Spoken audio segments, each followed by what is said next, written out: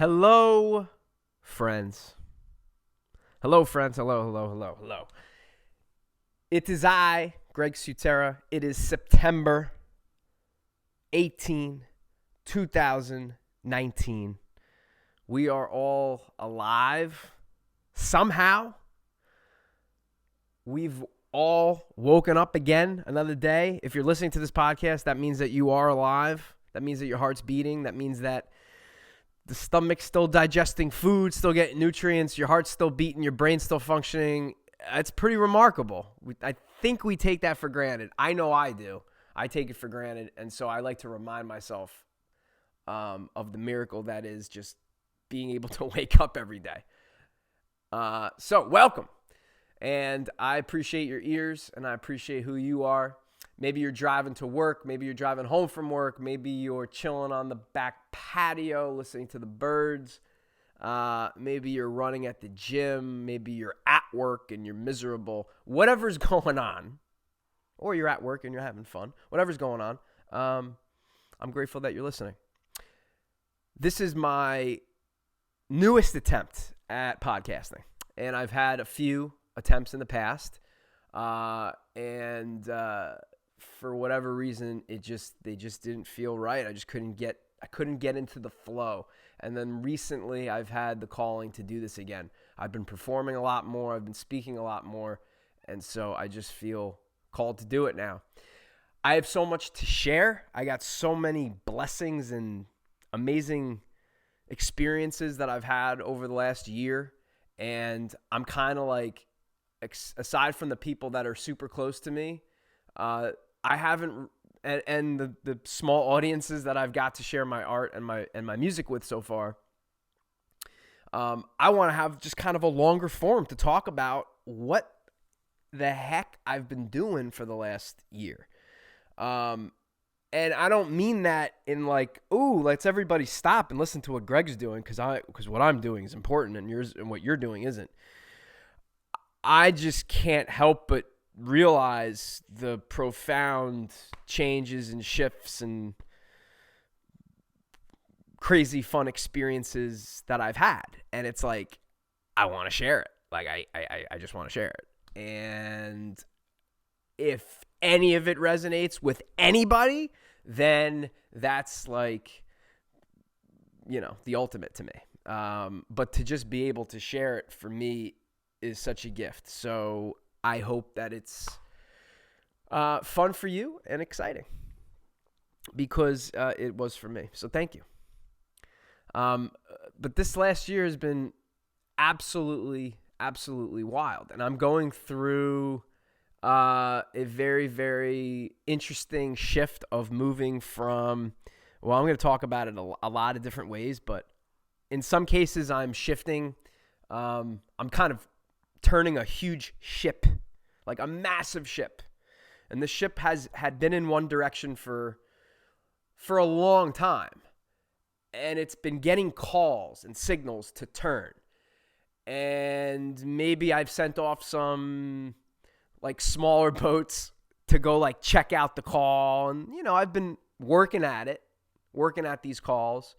But ultimately the big ship has been like just hauling in that one direction for a long time.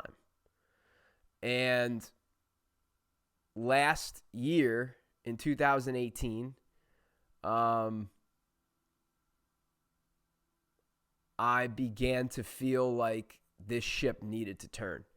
And the direction that I was moving in at the time, I knew I had to somehow bring this massive beast to a halt. Or what I thought was I can turn this ship at full, at 50 knots and get it going in the other direction. And so that's what I thought I could do. But really, that showed me that was kind of, not super helpful to look at it that way, because trying to turn a aircraft carrier that's going 50 knots on the water on a dime, you can't.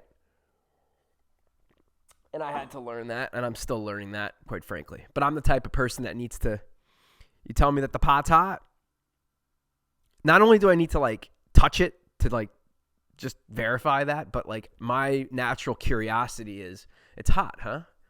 I wonder how hot it is. Like, I wonder how badly would it burn me? Could I touch it for a little bit? Like, that's where my brain goes. So I have to learn things by going through them. That's just the way I've always been.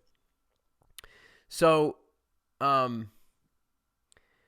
I'm turning the ship now, and my life looks in some ways the same, and in a lot of ways really different. But what's changed with me on the inside is that I've gone through and I continue to go through a lot of growth and self-reflection. And anybody that knows me knows that this is something that I've always been into, and self-awareness and self-reflection, but it's kind of gotten amped up, like big time. And I got a good glimpse of how I've been living my life. This is very much like a Christmas Carol, Scrooge theme or something. Like, I didn't have ghosts visit me at home, but it was kind of similar. It's like I got a chance to see the past clearly. I really got time to like be still and look at the way that I was living my life. And I saw all of the beauty and all of the things that I was doing, for lack of a better term, correctly. The things I was doing right. The things that I was, the ways that I would be able to bring love and be able to bring connection to the world in whatever way that was, creativity. But then I also got to see like the darkness and all of the things that not only the things that I did that were not me, but the way that I would think about things and the way that I would feel about things and how I would, try to suppress my feelings and suppress my emotions and try to control the room through manipulations. And there's a lot of darkness in just the way and the way that I was going through the world. But what it all came down to for me was, okay, I looked at it and I said, well, what is all of this? Why am I doing it like that? And it always came back to control. I want control. And for so long, I have talked about how I'm not a control freak and this and that. We're all control freaks. It just shows up in different ways. Some people are control freaks and they're a control freak because they come into the room and they're trying to control everything immediately. But the way that I'm trying to control things is in my own way. And you can't control things. That's the whole illusion. So that effort to try to control anything, no matter what my strategy or tactic might have been, was going to prove to be futile because you can't control the moment. You can't control what's going on. The only thing I learned that I can control is my breath. Coming back to it. I can control being in this moment and making choices that are aligned with the truth of myself right now. That's what I control. I don't control what people think. I don't control how people feel. I control how I interact with myself and how I interact with the world. And so that has kind of been my focus. I have been radically focused on taking care of myself. And I have literally halted all other, most everything else that is distracting me from taking care of myself and doing the things that I have been avoiding for the last 2 decades. I'm here now to fulfill those. That's what I'm doing. And I apologize about background noise. I've got, somebody's got a saw going. I don't know if you can hear that.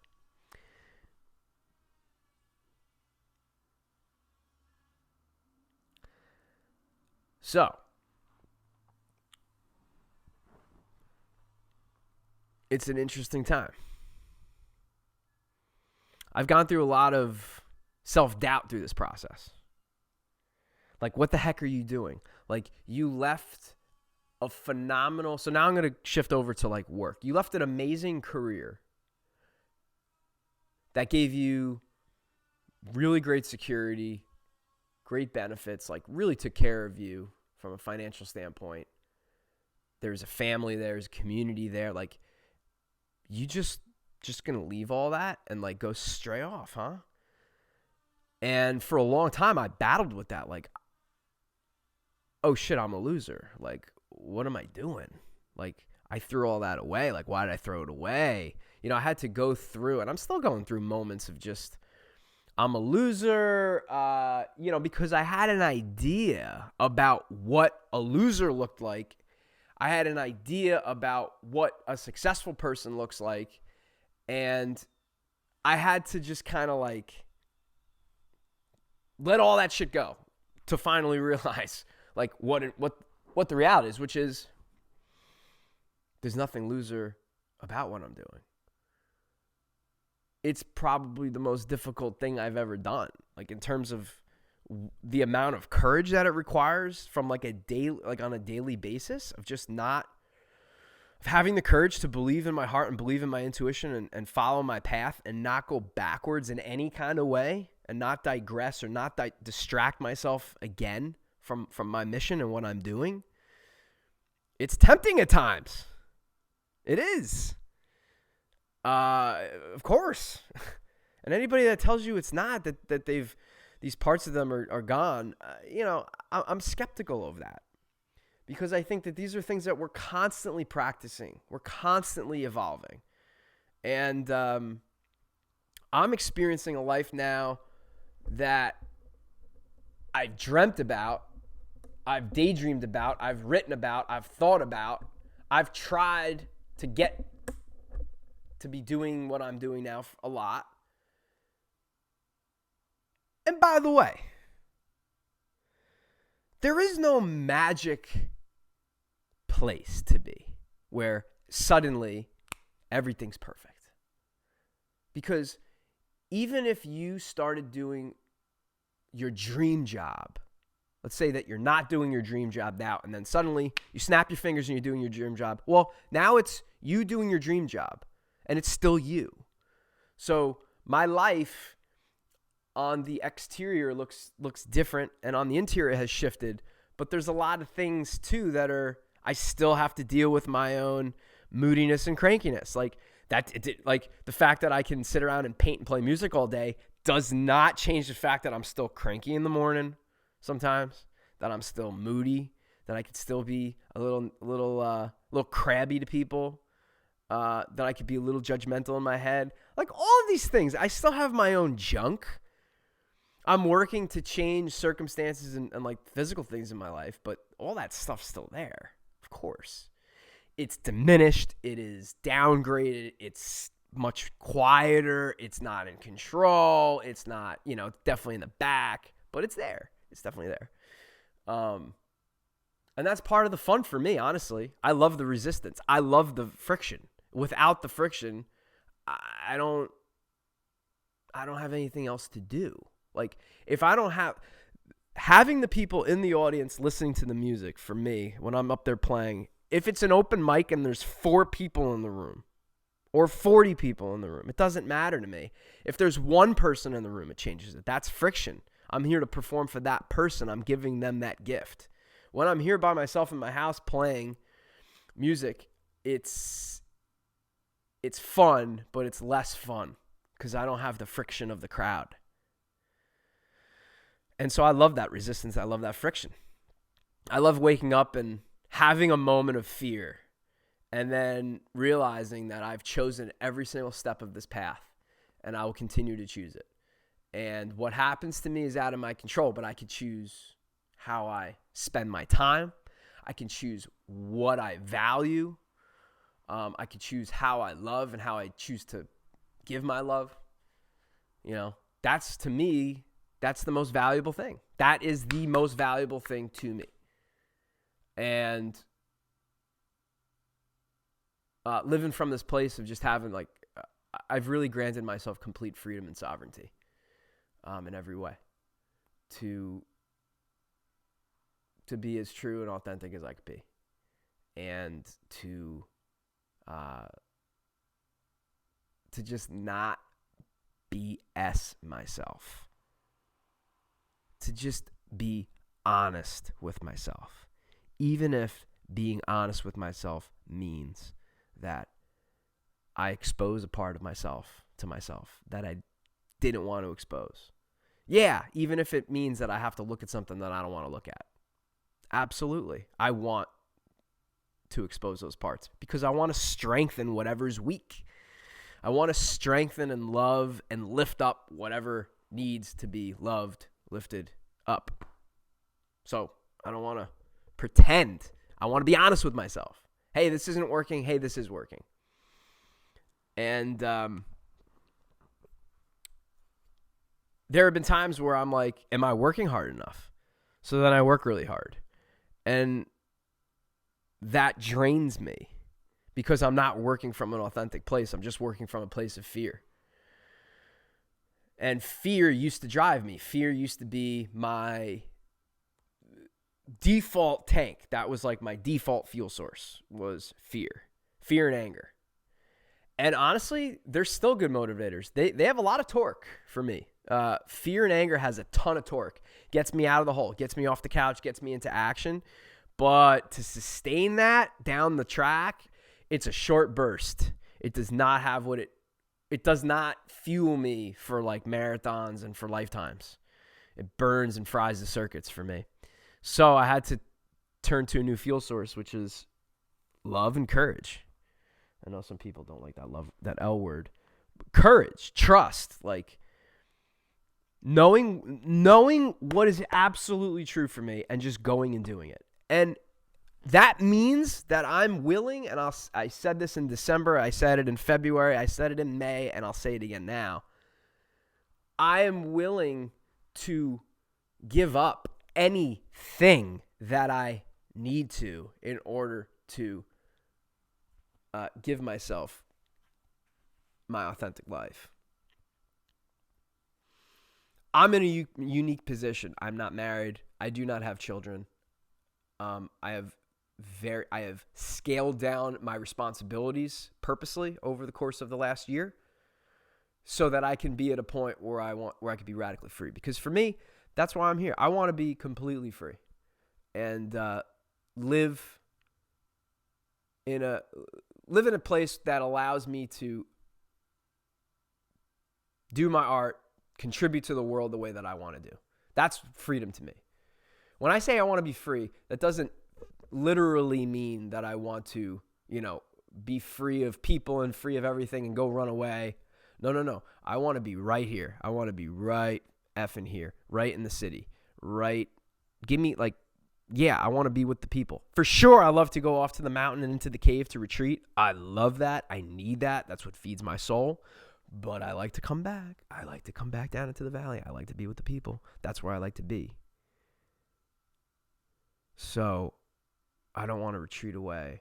I want to be here. And freedom for me means, how do I be here completely and still 100% be myself and 100% be free and allow myself to be the way I want to be, sing the way I want to sing, dance the way I want to dance, make art the way I want to make art, express myself the way I want to express. Why not? Why not go all the way is what I ask myself. Why not go all the way? If not now, then when? When am I going to do it? And that's what I'm doing. I'm going all the way. I'm not expecting to be wealthy. I'm not expecting to win Grammy Awards and Oscars. Like, I'm not looking to live in a 900,000 square foot mansion in Beverly Hills. Like, I want a life where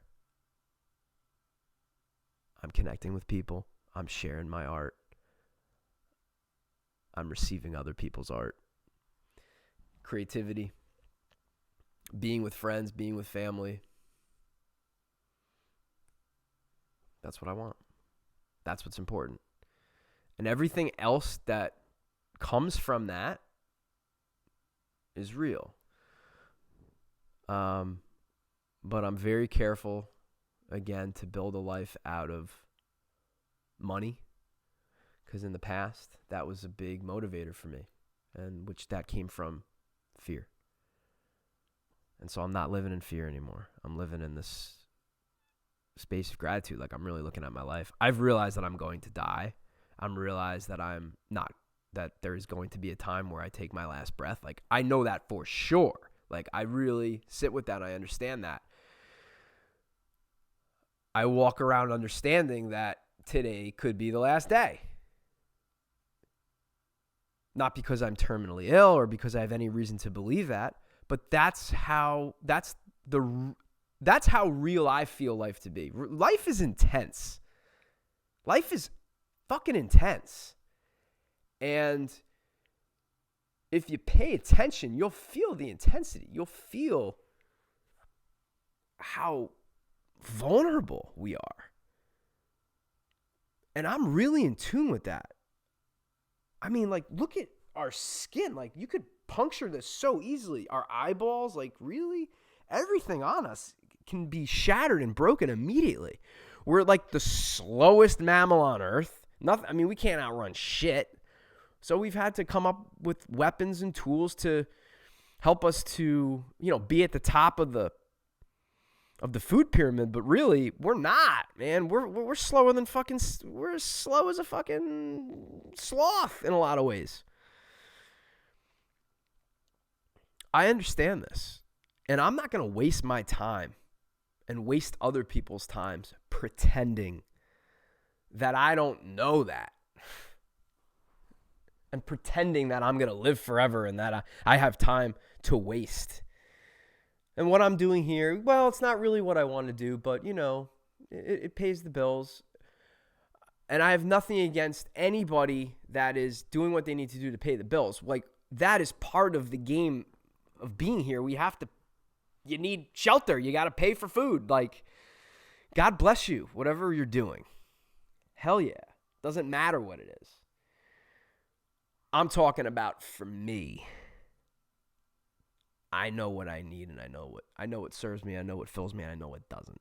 And I guess having the cojones and the courage to really live that every day, that's what I'm doing now. Like, I've really put my money where my mouth is. I've been talking about this stuff for a long time. I've been into the spirituality and the meditations and going deep into Buddhism and Eastern wisdom and martial arts and all kinds of things. I mean, I love these modalities, yoga, movement. All these things have helped me to expand my consciousness and see what's going on, which is we have a very limited time in these forms. We can do anything that we want. We can truly create anything that we want to create. Any businesses or books or poems or parties or anything that we want to create, we are able to do that. That's why we picked the human body to do it, because the human body is this utilitarian animal. We got feet and toes and fingers and thumbs, and we can lift things, and we have brains, and we can figure out how to do things. Like, that is why we are here, to bring our highest ideas and highest potential into this reality. And to waste a minute pretending that it's anything else, pretending that, oh, there's no use, we're all going to die anyway, so I'm just going to sit here on the couch and eat potato chips and watch Netflix, that means that you're still in denial of the fact that you're going to die. Because once you get past the denial of it, then you come into the celebration of life. We're here to celebrate. We're here to be alive. It's limited. And what's been most freeing for me is to stare death dead in the eye, to look at all of the darkness and shadows in my own heart and all the little fears and corners where I've been hiding from myself and hiding from the world and putting on these caricatures and masks about who I think I am. And I got to be this guy and I got to be that guy. I got to be successful in corporate America, or I got to drive this kind of car, or whatever the thing might be. That's not me. By the way, I love cars.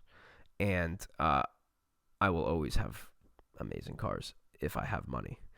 That's neither here nor there. I love cars. I'm a car guy. That will never go away. But what I'm saying is just materialism for the sake of it. I lived in this fantastic shack in Hawaii for about 4 months. I lived about 1,500 feet above sea level, which would be considered the rainforest. So technically it was in the jungle on this plantation owned by two of my good friends, Frank and Glenn. They're two brothers from originally from New York, but they have this amazing property out in Hawaii. And in that shack, I learned a couple things about myself. Number one, I learned I don't need a lot of shit. I lived in a shack. There was no plumbing. The bathroom was an outhouse a couple hundred yards away. No hot shower, nothing like that. There's a cold rainwater shower, or you could just shower at night when it did rain, which is what I would do. I didn't have anything in the shack. There was a plug on the solar, so I could listen to music. But what I learned is, I need a couple things. Music, books, my journal. That's about it. And even if I didn't have a journal, a book, or music, I still wouldn't need it. I just really got to a place of being completely still and being really, really isolated for a long period of time. And I really got to the core of who I was. And I realized that I don't need to be wasting time doing anything else. I literally would sit still and silent for days, sometimes weeks at a time.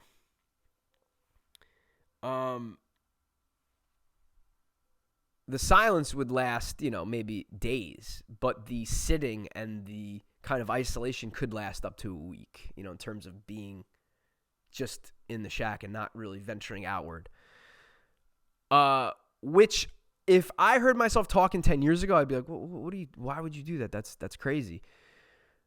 I know what I needed. I needed to take I needed to recover. I needed cultural recovery. So I went to an island. I had an opportunity to go to Hawaii, and I thought I'd be there for a couple weeks, maybe a month, if I really wanted to get crazy. But I didn't think I would spend, 4 months there. I definitely didn't. And I'm thrilled that I did, because it completely altered my life in terms of, I think I was already headed where I'm headed, but now I see it clearer, and I really don't want to waste time pretending that I don't know anymore. I mean, I for sure didn't know at some point, but then there were also times where I did know, and I would pretend that I didn't know. That's what I'm kind of moving away from. No. I'm here to just be me. And whatever I'm creating is just a part of that. Music, art, dancing, just being with people, podcasting, speaking, stand-up storytelling, whatever the thing that I'm doing, it's just part of my raging inferno to share and to express. And people that know me are used to that. But for those of you that don't know me, thank you for listening to me, and thank you for your time. And, I don't know if anything I'm saying is inspiring or resonating you, but I guess, it's 28 minutes in, so I guess at this point, if it wasn't, you would have turned it off. So that's pretty good too.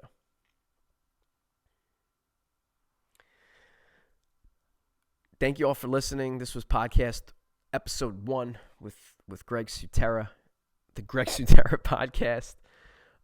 Next episode, I'm going to talk about more specifically my time away and what I was doing. And I hope to join you then. Much love.